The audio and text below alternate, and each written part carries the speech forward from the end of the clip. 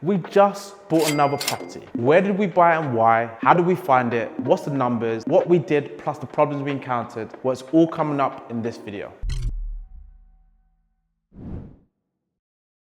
Here we go. We bought this property in the northeast in an area called County Durham. County Durham is a really large landmass with several pockets of rough areas to invest, ones I would absolutely avoid, but it also has some really good pockets of good growth areas. This particular property is located in an ideal commuter town with great access to large cities with blue chip employers. Plus is within close proximity to several schools with a good or outstanding Ofsted rating, which makes it attractive to the type of quality tenants we want to have. And whilst a typical 2-bed in the northeast will rent for £500 to potentially £600 per month, this 2-bed is set to bring in £850 per month with a tenant moving in within the next week or so. I'll share how we got nearly a 50% increase in just a tick. So here's the before pictures of the property. You're probably now thinking, what did you do to increase the rent of the property? So let me now walk you through exactly what we did. Number one, we did a reconfiguration. This is what the property floor plan looked like before. So large, really large master bedroom, just shy of 23 square meters. We had to go through bedroom 2 to then get to bedroom 3 and the bathroom. So quite an odd layout. Now, what we then did was the reconfiguration comprised of keeping this same wall that was there for the master bedroom, which was here, but then putting a stud wall along here to make the room slightly smaller, so still a large space at 17.48 square meters. Opened up access here to this room and then put a stud wall along here of bedroom 2. So bedroom 2 went from a smaller size of 13.7 square meters down to 9.9, so 10 square meters, still a good size with a window here, and then create a walkway around to access bedroom 3 and bathroom 1. So allowing for a proper 3 bedrooms on the first floor. And when we go to the ground floor, we then create an additional 4th rental room, because as you can see here, we have a living room, which is a really good sized living room and a really good sized dining room, and then a nice sized kitchen. We realized there was a door opening here, an old door that had been studded over. So that was opened up, and this access here was then a stud wall was applied. So closing that and then open this side here. And number 2, we also did a light cosmetic upgrade. We upgraded the kitchen, not a brand new one, but made some improvements in terms of a new worktop, a new splashback, and even some new doors on the front of the cabinets, because the cabinets were good quality, but the doors were a bit faded, so we put new ones on there to bring new release of life. We also did some roof works to the property. We redecorated throughout, and new flooring on the ground floor, and looked to keep and reuse the flooring on the landing and the top floor as well. So really just a cosmetic upgrade that was more decorative and just really appealed to what we're trying to target as a good quality tenant. All in all, this helped deploy the plan of adding value to the property, which will increase its value both in price as well as rent. And the tenant who is about to move in is a family with 4 children, so the space works ideal for them, including making use of the optional 4th bedroom.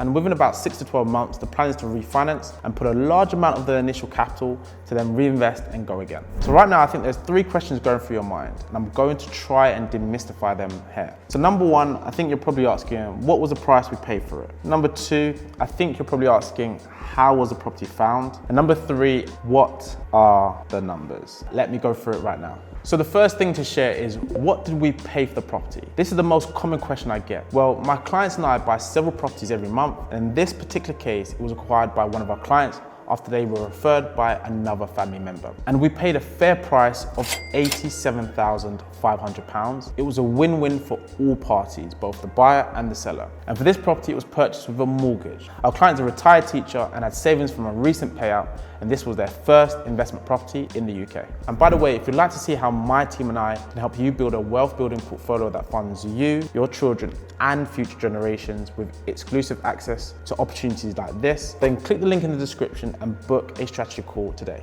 Next, how do we find the property? Well, we have been investing in the Northeast for more than 10 years since I was at university, and so we have a long-standing channels in which we attract great investment opportunities, including referrals and paid marketing, where we spend thousands of pounds every single month. And for this particular property, it came from one of our referral marketing channels. The sellers actually used to work with one of our team members many moons ago and were selling to release cash for another chapter in their life. So let's go through the numbers. So the purchase price was £87,500. And as I shared, because our client bought it with a mortgage, the deposit funds needed was £21,875. The refurb cost £12,000. It wasn't all plain sailing, as we had to adjust for unexpected repairs like some few plastering in one room. There was external shed doors that we wanted replacing, but we did make savings elsewhere, like saving on the flooring upstairs. Initially, we thought we were going to change that and we had that quoted, but we actually were able to save that and just deep clean that. So everything kind of balanced each other out in the end. And the buying cost came to £10,800. Yes, there's some transactional costs that you need to factor in. So legal, stamp duty, as well as the mortgage, brokering fees, just general buying fees for acquiring the property. So the total cash invested is £44,675. So just to share, sometimes a property like this,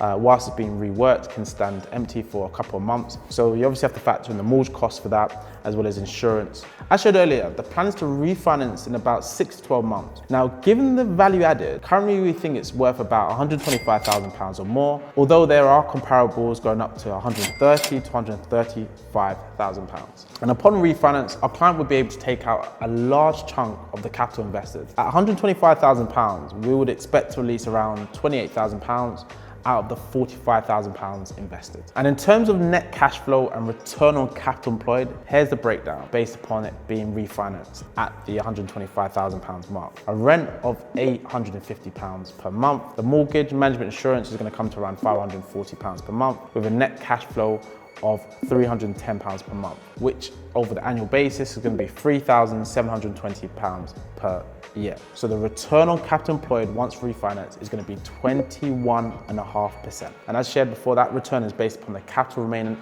after refinance. Not bad, given banks are only offering my client 3% on their savings and index funds are producing returns around 8 to 10%. What's more, this client is a busy individual and travels internationally every few months because they head up an international school they founded. So we're handling it all for them, so they don't even have to leave the comfort of their home. So check this out. If you're interested in getting help with growing your property portfolio, just type PRI in the comments. If you like the look of this case study, why not check out these case studies too?